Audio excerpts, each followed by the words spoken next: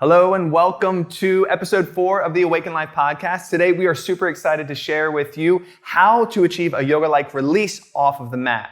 It's really about unlocking that supernatural power of self-worth and self-love in everyday life. We're excited about this episode because what you heard in previous episodes was movement, how movement is so much more than just the physical poses and how it sets us up for the next pillar of meditation. Really the truth of what yoga is all about. How to get the mind to still. Now, movement meditation brings us to what we're going to talk about today, manifestation.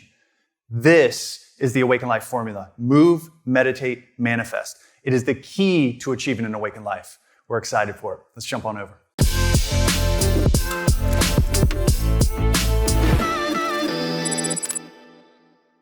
Okay, so just a little quick recap.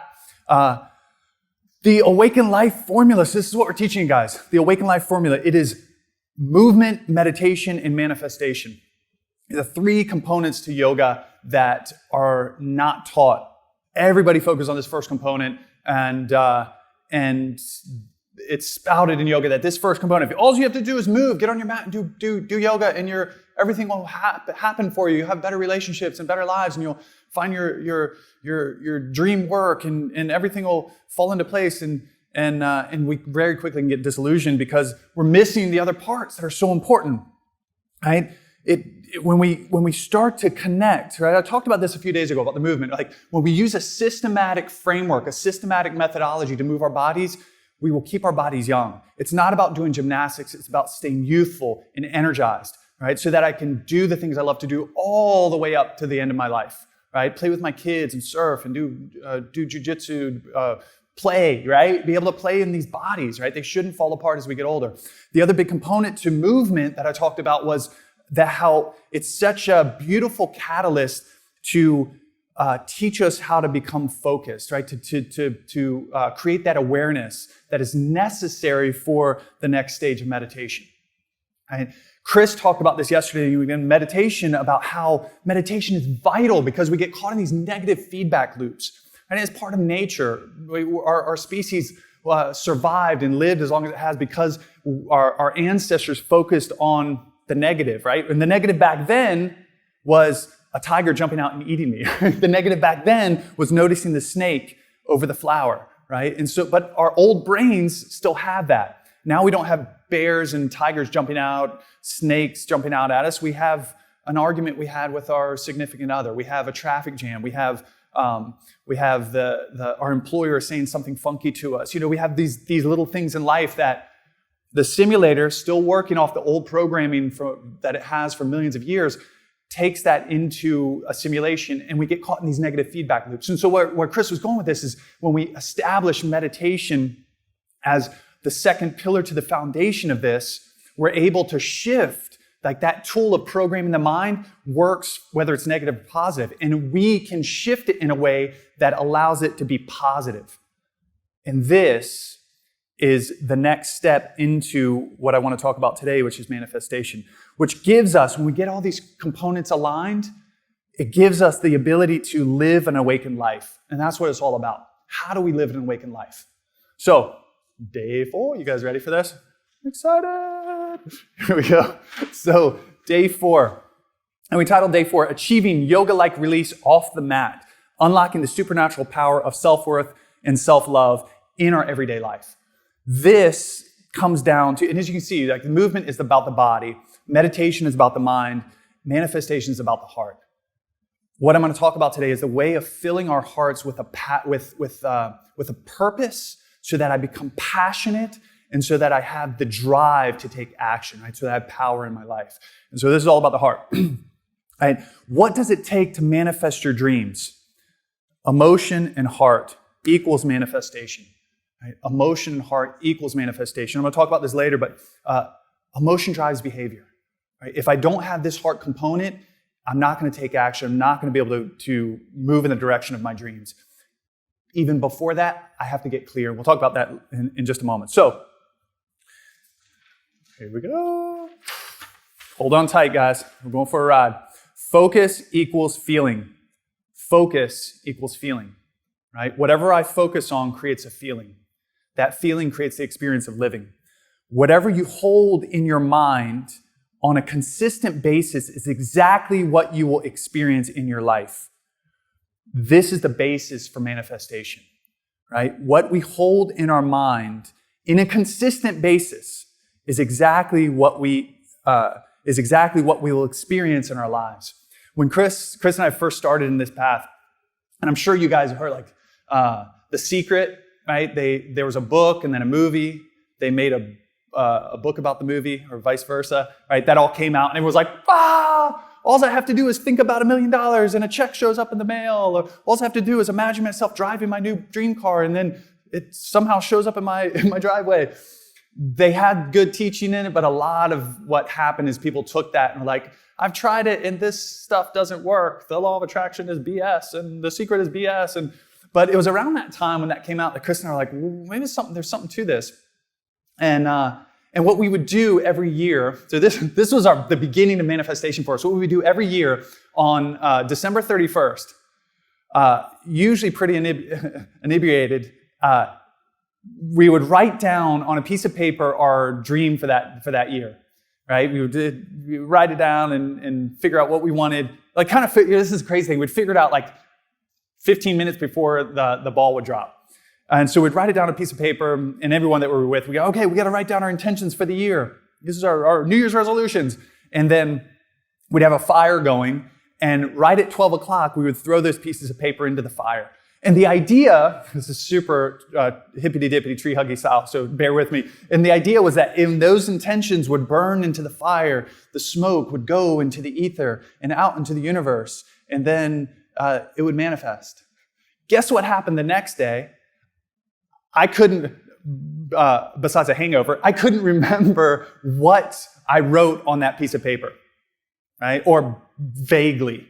Right? And if I did, it didn't really matter, because a week later I didn't remember, and a month later I didn't remember, and I'm like, I wonder why my intention isn't unfolding. I can't quite even remember what it was.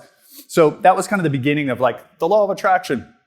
#relate if you can relate to that. Right? If you're like, oh yeah, I write my resolution down at one time a year, my plan for the entire year, my goal, my dream, the vision of a bigger experience of living, I write it down once a year, and it's on December 31st. And I'm usually slightly intoxicated. And then I wonder why those resolutions don't work. Or a couple months later, I fall off.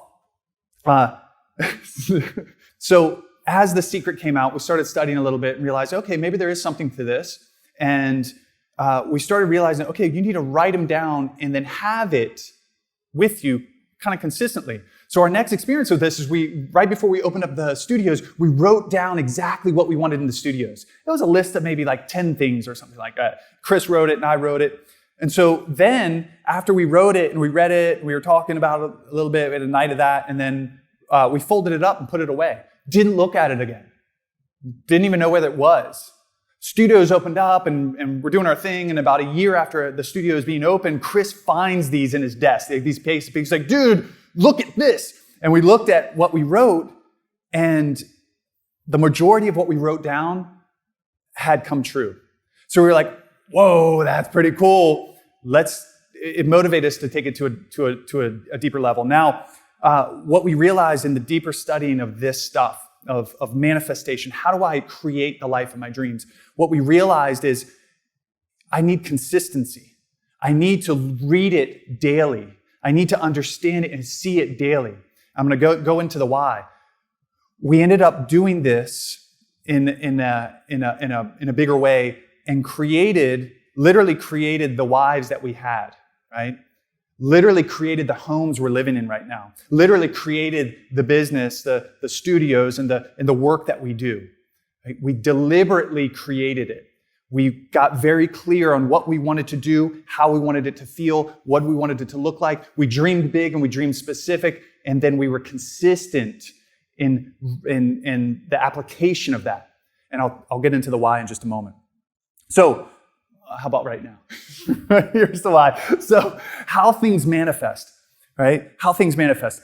What you see here is the kind of arches here, these loops. At the top, it says ABC, and at the bottom, it says ABC. At the top, the first line of ABC represents attractor patterns. Attractor patterns. these attractor patterns, we know them as thoughts. I want to say this right now because this is going to make a difference. We're doing this consciously or unconsciously. We are always doing this all the time. This is how life works. We are constantly creating the life that we're seeing. Most of us are doing it unconsciously. This is the problem, guys. Most of us are doing it unconsciously. Right? We're creating this life, but we're doing it unconsciously. We're like, damn it. Why am I creating the same thing? Or like, why am I seeing, experiencing the same thing over and over and over again? Right? Why can't I have a different life? The attractor patterns, the thoughts that we keep thinking, what we're holding in our mind on a consistent basis melds into this matrix of possibilities. This matrix of all possibilities, right? So this gets into these loops, right? The matrix of all possibilities consist of energy and action. Right? And so I can think about something on a consistent basis and it drops into the world, right? The energy. But this is most important. What I'm thinking about dictates the actions that I'm taking. So it's energy and action, right? It's energy and action. It's what's going on in the world, the energy, right? The bigger energy of the world, right? The quantum field, whatever you want to call that organizes the beautiful organization of everything that is, plus the actions that I'm taking that are intertwined. I'll talk about that in a little bit, that create observable results, that create the results.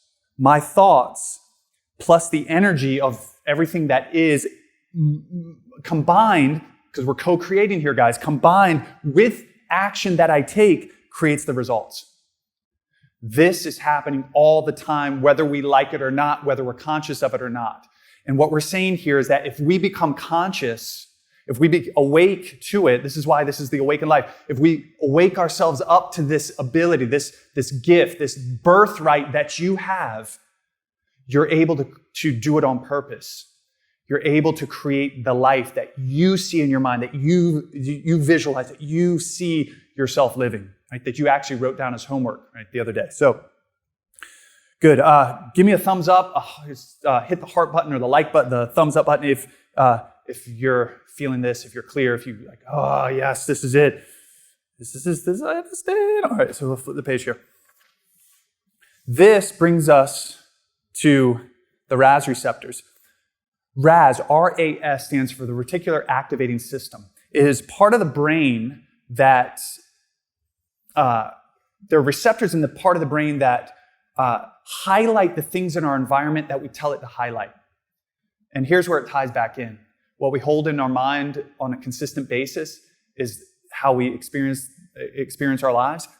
What we hold in our minds on a consistent basis is what we're telling these Ras receptors to pay attention to. Right? This isn't foreign to you guys. You understand this. You've had the experience of it. In a really great example of it is like when you went to buy a new car, and you did the research online probably. If you're like me, you did a lot of research online, and you checked out the make and the model, the one you liked, the space, the mileage, all that stuff, and then you picked out the color, and then you went to the dealership and you maybe test drove one. And then you maybe didn't buy just then, but you're on your way driving back home, and guess what you start to see? Right? So let's say that the car that I was looking for was a black Toyota Tacoma, and I researched. I was like, yeah, I want to get a black Toyota Tacoma, like this, and the tires, and blah blah blah. And then I went to the dealership, drove one, and I'm driving back home, and guess what I see all over the place? When I didn't see that, I didn't see it before, but all of a sudden everywhere I see black Toyota Tacomas.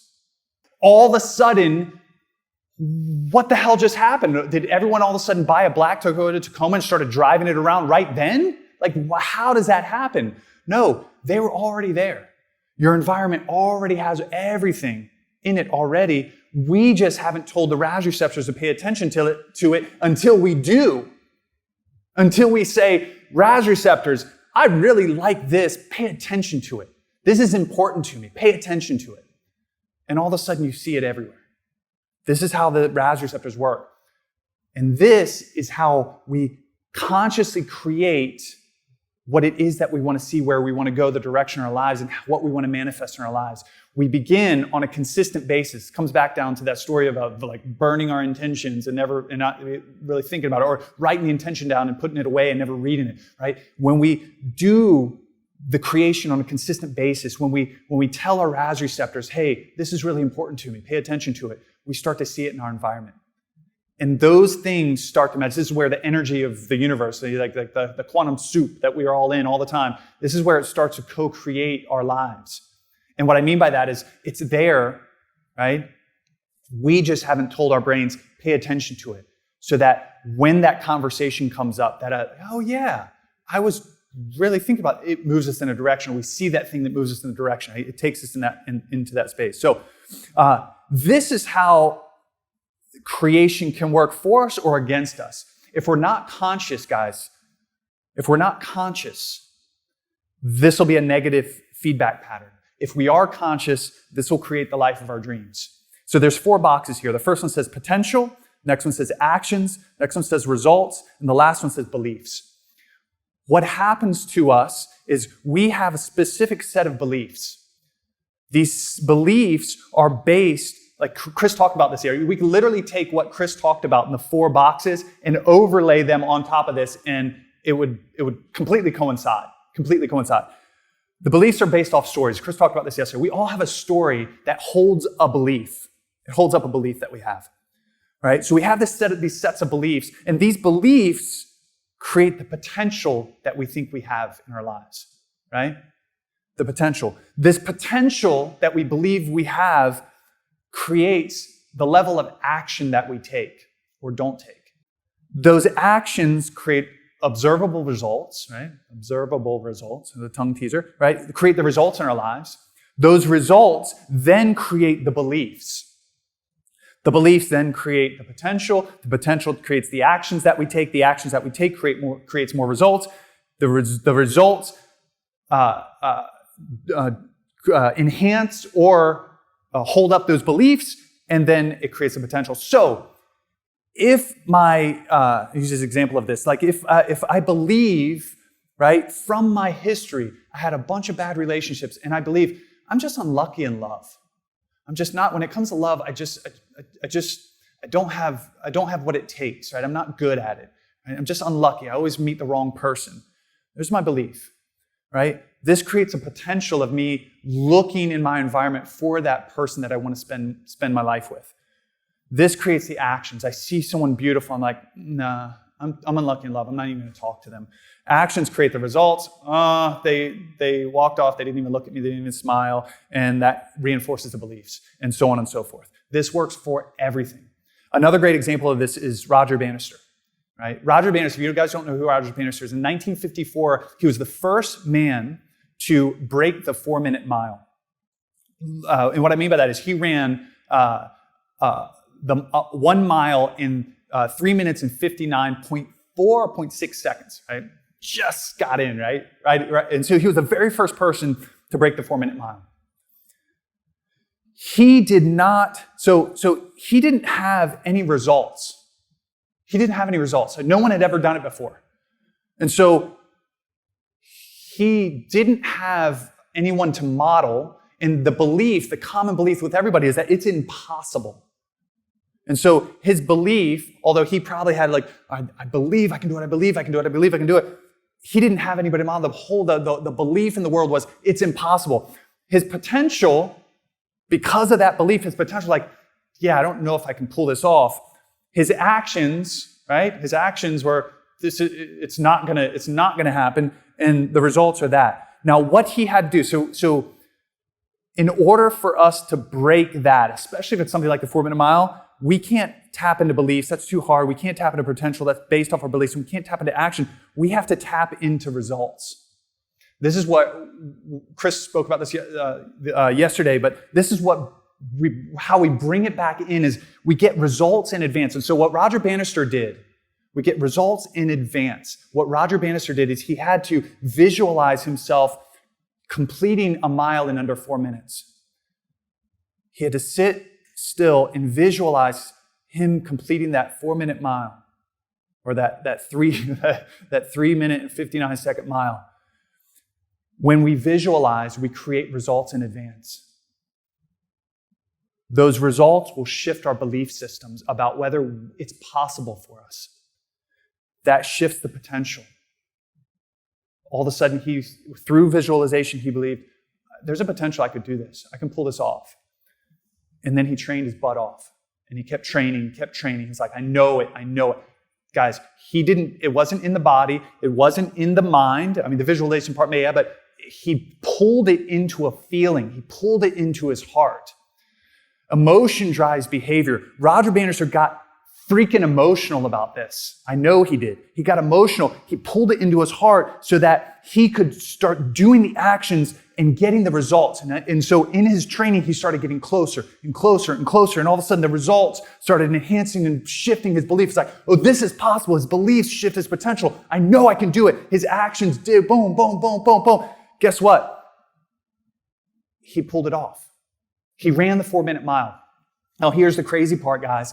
In the same year, I got to rephrase this because this is important. Before Roger Bannister, nobody had ever done it. They thought it was impossible for a human being to run that fast. It's like literally like 22 feet per second. They have to go, like you're booking, right? You're running. That same year, 2 other gentlemen ran the 4-minute mile. What happened? What, all of a sudden they were like, oh yeah, Roger Bannister did it, so we'll do his techniques and do it. No, they said, Roger Bannister did it. The story of it's impossible, stories hold beliefs, the story that it's impossible, shattered.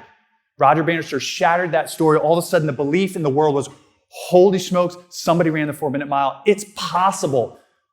And all of a sudden that same year, 2 other gentlemen did it. I think by the next year, it was up to like 30 people doing it, right? Boom. Immediate shift, right? Immediate shift. This works in our lives constantly. And so the access point to this is results. And this comes back to meditation, our ability to visualize what it is that we want and where we want to go. So this brings us to the law of creation framework. How do we get into the framework? What do we do exactly in the law of creation? What is it? Okay, John, you talked about this, and you talked about that, and the boxes, and this, and like an understanding. Is there a framework? And Chris and I have put together a framework. This is the framework that we've used over and over again. The first is find clarity.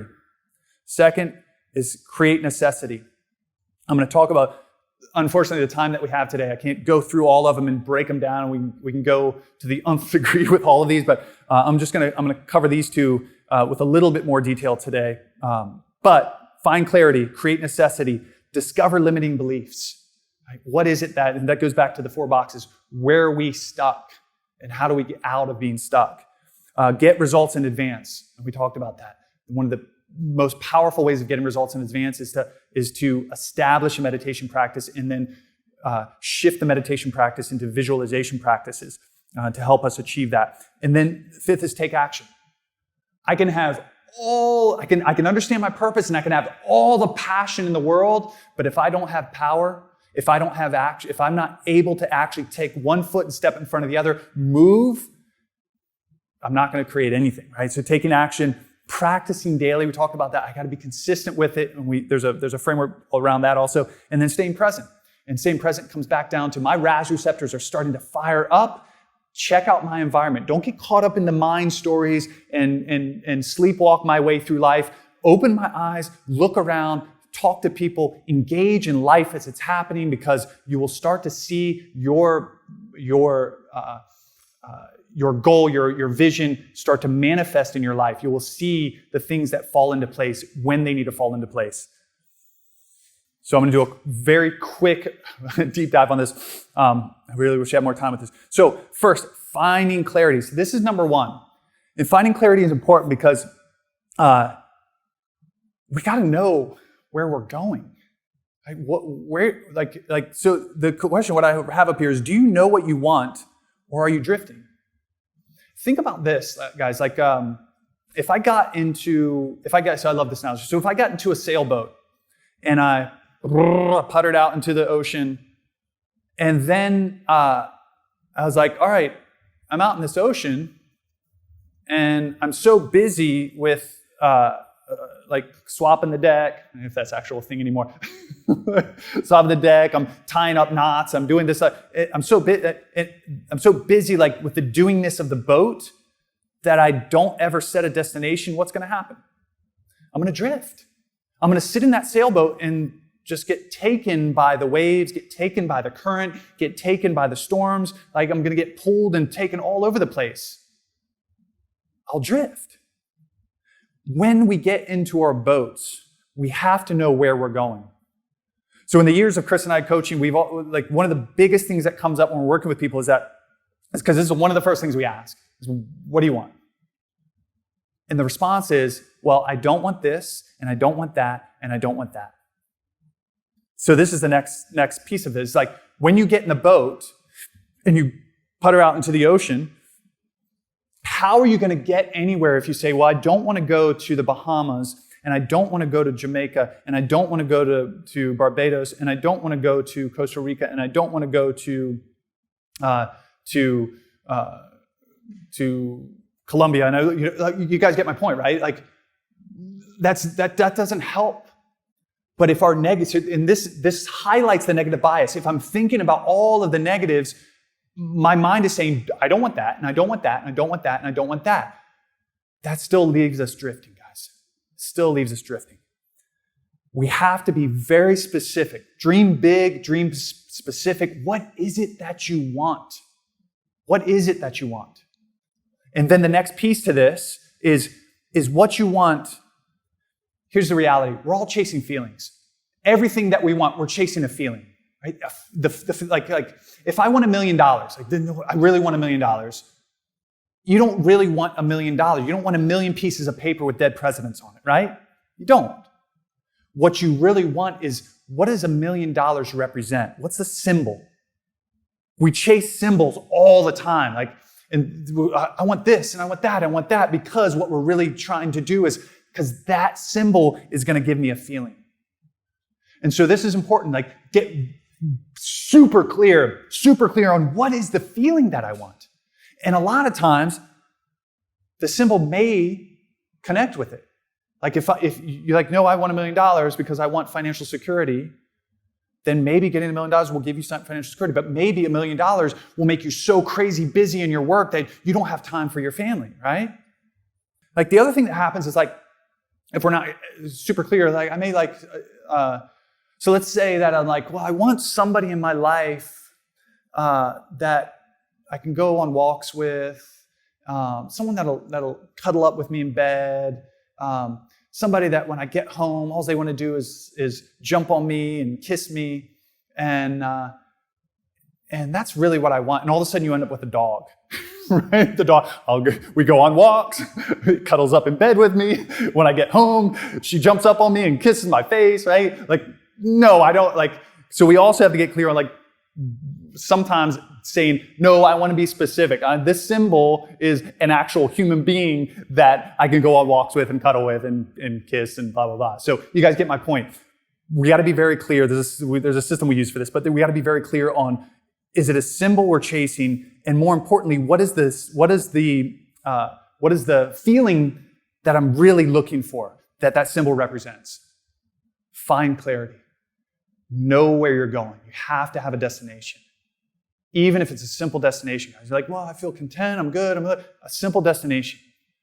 Like, in the next 90 days, I'm going to have a better relationship with my wife than I do today, or whatever the thing is, right? Have a destination, because this begins to fill your heart, right? This begins to, now I have purpose. And if I have purpose, I have a destination, guess what I have now? I start to get fired up, right? I start to get passion. I start to move in that direction, right? And this brings us to the next piece, create necessity. What is your big why? Why do you want that? Why? What's your big why? Because this is what happens. When we set our destination, we know where we're going, and we start to move in that direction, we're going to stumble. We're going to fail. And we're going to fail and fail and fail. And now I want you to be really clear, and I'll be quick with this. Failures don't exist. They don't. They're a mind construct. Oh, I tried and I failed. No, you didn't fail. You got a result. It may have not been the result you wanted. That's cool. but you know now what didn't work. And this is vital. This is so important, right? We have to, and guess what? The masters at any discipline are the ones that got the most results, that failed the most. They kept doing it. Our big why gets our butts back up when we fall. Our big why gets us out of bed in the morning. We're like, oh my God, another morning. I just want to sleep in. I don't want to chase my dreams anymore. It's too hard. We want to just cry. Like, no, get your butt out of bed because you're doing this. I'm doing this for my wife. I'm doing this for my kids. I'm doing this for my family and his family. I'm doing this. There's a bigger why that drives us. Emotion drives behavior.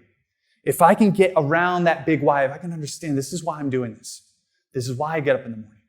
If I can get my vision aligned with a big why, a necessity, when I fall, I'll get back up. When I fall, I'll get back up. And I'll keep doing it until I get the result that I'm looking for.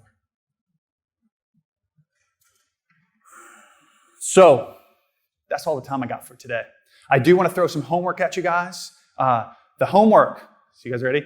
Homework, journaling. What is at stake and who will be affected if you don't succeed? And what I mean by don't succeed, you don't get your best life.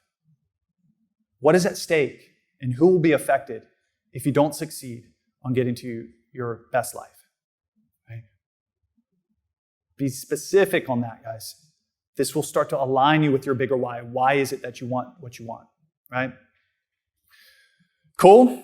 So join us tomorrow, guys. Chris is going to pull all of this together. We're going to do a recap. We're going to pull it all together, and we're going to talk about so now what? We've gotten all of this information. You start to see it, right? We have this life. We understand where we want to go. We understand what's blocking us. We understand what our big why is, what the necessity is. Now, what's the next stage? How do I implement? How do I create consistency? How do I create this level of accountability? How do I pull this together with people that are going to help me in this process? How do I bring it to fruition? And Chris is going to jump into that tomorrow, so got to be there. It's going to be awesome. Yeah, that's it. Cool, guys. I thank you so much. It's so awesome that you guys are here. Again, this is our passion. This is what we love to teach and love to help people with, and get you all to that vision of your best life, to an awakened life. So, big love, everybody.